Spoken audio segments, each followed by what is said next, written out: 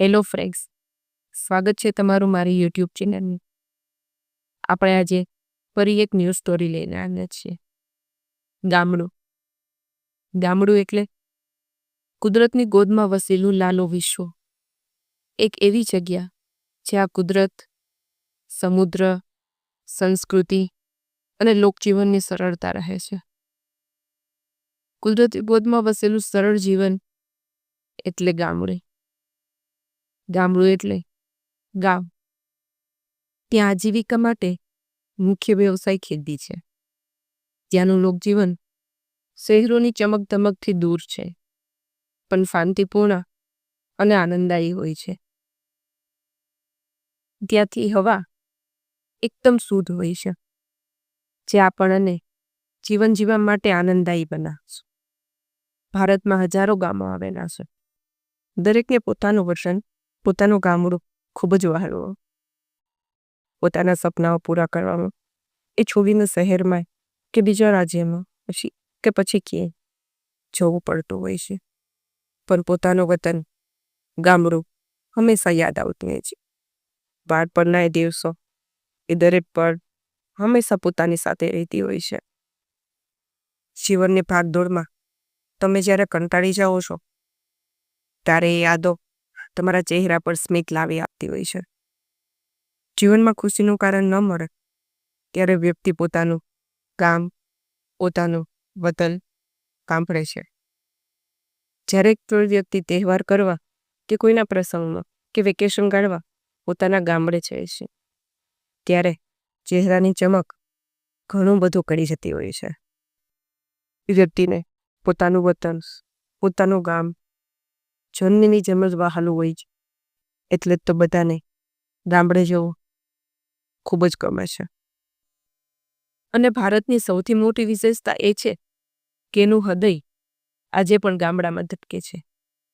આજે પણ તે ભારતીય સંસ્કૃતિને જીવંત રાખે છે. ગામડું એટલે માત્ર વસવાટ માટેનું સ્થળ નથી, પણ સમૂહતાથી જીવવા માટેનું એક જીવન મૂલ્ય છે. ગામડામાં સહકાર, સંસ્કાર અને શાંતિ મળે છે, જે આજે શહેરોમાં આપણે ગુમાવી રહ્યા છીએ.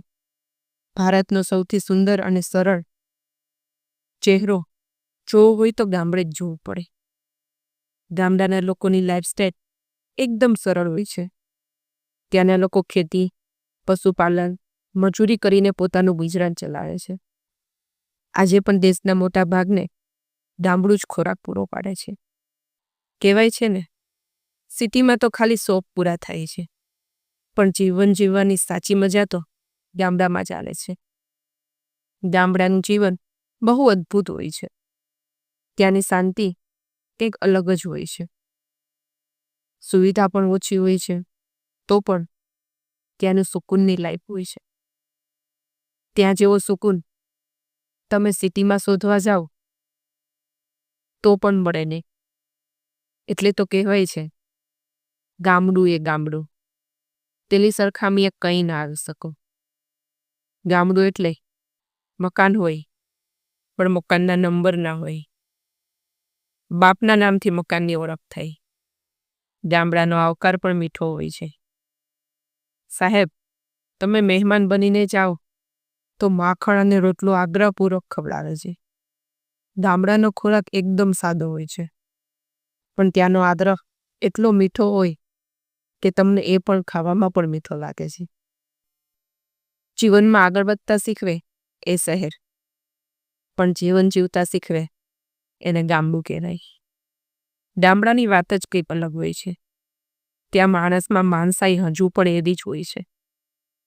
તમે જાઓ ને તમારા પર મરી પડે એ ગામડાના લોકો. ગામડામાં બધા તહેવારો અને પરંપરાઓ ખૂબ જ ઊંડાણથી ઉજવાય છે. નવરાત્રિમાં ગરબા, દિવાળીમાં ઘીના દીવા અને ઉત્તરાયણે પતંગ ચગાવી, આ બધા ફેસ્ટિવલ ગામડામાં કંઈક અલગ જ આનંદ આપે છે. જે શહેરોની ચમકદમકમાં શાંતિ અને પરંપરા ગુમ થતી જાય છે, જે આપણે ગામડામાં મળી જાય છે. તે તેની મુજબ ઓળખ છે. ત્યાંના ઘરો સાવ સાદા હોય છે, માટીથી બનેલા હોય છે.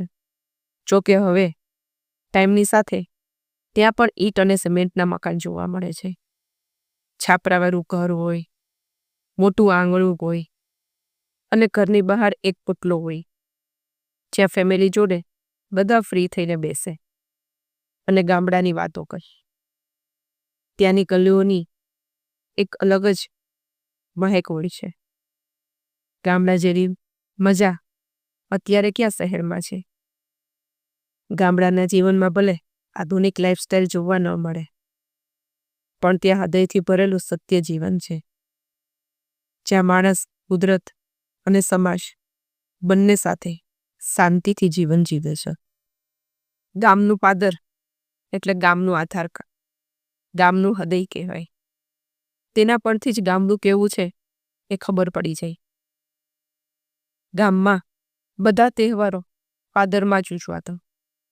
એક પાદર એટલે આખા ગામની રમણભૂમિ, જ્યાં બાળકોનો અવાજ હોય, ઘરડા લોકો બેસીને વાતો કરતા હોય. ગામડાની ધરતીની ખુશ્બુ જ કંઈક અલગ હોય છે. ગામડું શબ્દ નહીં પણ લાગણી કહી જાય છે. ગામડું એ પ્રેમ છે, જ્યાં મીઠો આવકારો, શુદ્ધ હવા, શાંતિવાળું જીવન, સાદગીવાળા માણસો, કુદરત સાથે એકતા, લીલાછમ ખેતરો, જૂની સંસ્કૃતિ અને પરંપરાઓ, આ બધું ગામડામાં જ જોવા મળે છે, જે આપણને હૃદય સ્પર્શી જાય છે. જો ખરેખર બધું જોવું હોય ને તો ગામડે જ જવું પડે. ત્યાંના લોકોની લાગણી જ કંઈક અલગ હોય છે. ગામડામાં શબ્દ બહુ ઓછા હોય છે, પણ ત્યાંના સંબંધ ઘણા ઊંડા હોય છે. ગામડામાં બધા આપણા હોય છે, જ્યાં લાગણી પહેલા આવે પછી બીજું બધું. ગામડું એ છે જ્યાં આપણું નામ ના આવડતું હોય તો પણ બધા લોકો ઓળખતા હોય. અત્યારે ગામડું ખાલી થવા લાગ્યું છે અને બધા શહેર તરફ આગળ વધે છે, પણ ગામડાની કમ્પેરમાં કંઈ પણ ના આવી શકે. કહેવાય છે પૈસાથી તો બધું ખરીદી શકાય છે, પણ મનની શાંતિ જોઈતી હોય તો ગામડે જ આવવું પડે. ગામડું એ ભારતનું મૂળ છે, જ્યાંથી દેશના સપનાની શરૂઆત થાય છે. ભારતનું સચોટ ચિત્ર જોવું હોય તો ગામડે જ જવું પડે. એટલે તો કહેવાય છે ગામડું એટલે ગામડું. અહીંયા અવાજ વાહનોનો નહીં પણ પશુ પંખીના કાને પડે. સાહેબ, આ ગામડું છે. અહીં ઉડતાની સાથે જ લીલું ખેતર નજરે પડે,